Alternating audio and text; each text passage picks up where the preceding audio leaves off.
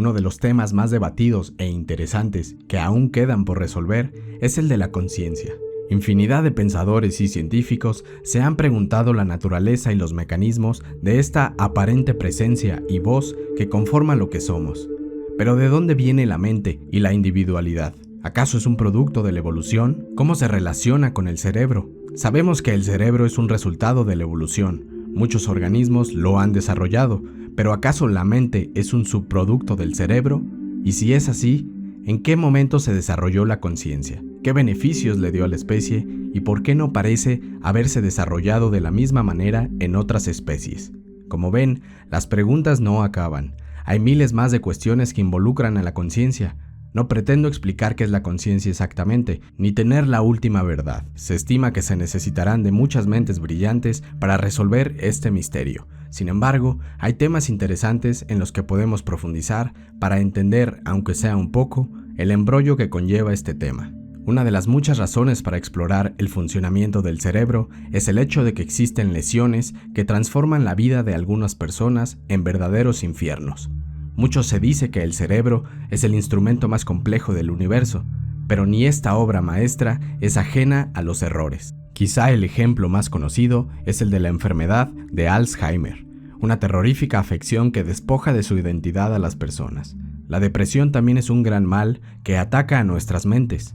La esquizofrenia no solo sirve de herramienta para hacer más enigmática una película, es un monstruo real que aún necesitamos vencer.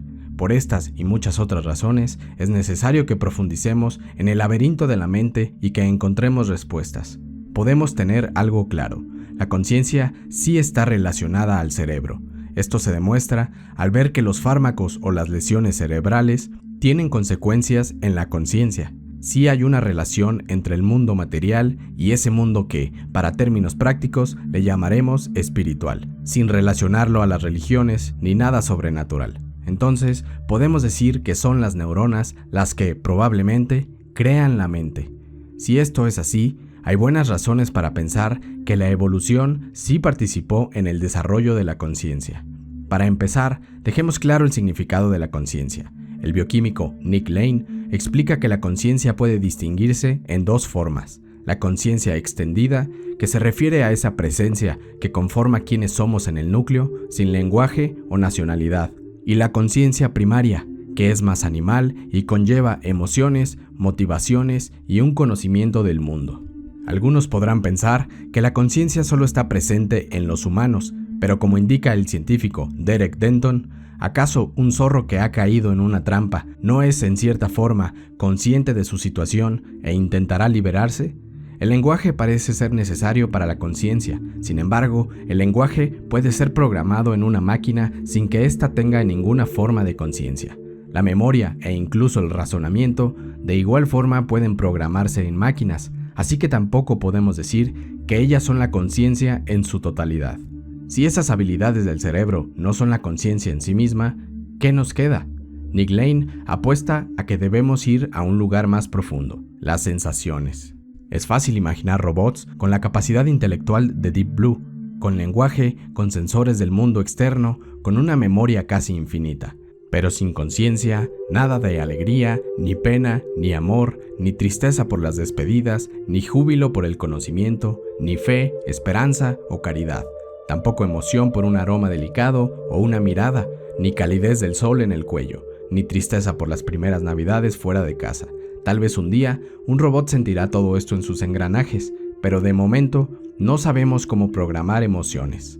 Por cierto, si no conocen a Deep Blue, es un ordenador ajedrecista que venció al campeón mundial, Garry Kasparov. Algunos consideran a Kasparov como el mejor ajedrecista de todos los tiempos. Les recomiendo que investiguen sobre el tema. Pero volviendo a la conciencia, parece ser que la clave de la conciencia se encuentra en una combinación entre sensaciones, sabores, olores, sonidos, pensamientos y emociones, todo trabajando en armonía para crear el yo, dándonos la libertad de decir que existimos aquí y ahora. Se podría decir que nada de estas experiencias son reales. Se trata de nervios activándose en nuestro cerebro, recabando información y procesándola para darnos una percepción del mundo. Si estos mecanismos fallaran, nuestra conciencia se deformaría. Por eso es que sabemos que la conciencia está relacionada con el cerebro. Pero ¿qué pasa cuando estos mecanismos fallan? Uno de los ejemplos que más se me quedó grabado fue el del síndrome de Capgras. Explicado en términos sencillos, con este síndrome el paciente puede reconocer sin ningún problema a las personas. Aún así, tiene la creencia de que sus seres queridos son en realidad impostores que lo están tratando de engañar. Esta paranoia se da solo entre las personas muy cercanas al paciente. Con el resto de la gente no tiene este problema. Esta situación se da por un fallo en los nervios que conectan los centros visuales con los centros emocionales del cerebro. Al tener lesiones en estos vínculos, se impide la relación entre ver a una persona cercana y sentir una respuesta emocional positiva. Para los individuos con síndrome de Capgras, la vista les dice que están ante su padre, hermanos o esposa, pero sus centros emocionales no consiguen responder adecuadamente y se crea un vacío emocional. Al detectar esta incoherencia, el cerebro responde tratando de dar una explicación lógica y concluye que esa persona debe ser un impostor. Sobre este caso, Nick Lane menciona que las emociones son más poderosas que el intelecto, mejor dicho, son el fundamento del intelecto. Estos tipos de síndrome nos ayudan a confirmar que la conciencia y sus emociones pueden deformarse o diluirse si el cerebro falla. Lo material va de la mano con lo mental o incluso con lo espiritual, pero se levanta la pregunta, ¿cómo generan emociones las neuronas? Demos un poco de contexto sobre el tema de las emociones. Derek Denton las denomina como emociones primordiales y entre ellas se encuentran el dolor, el hambre, la sed, el miedo y la lujuria. Las describe como sensaciones imperiosas que se apropian del flujo entero de la conciencia, obligando a las intenciones a actuar.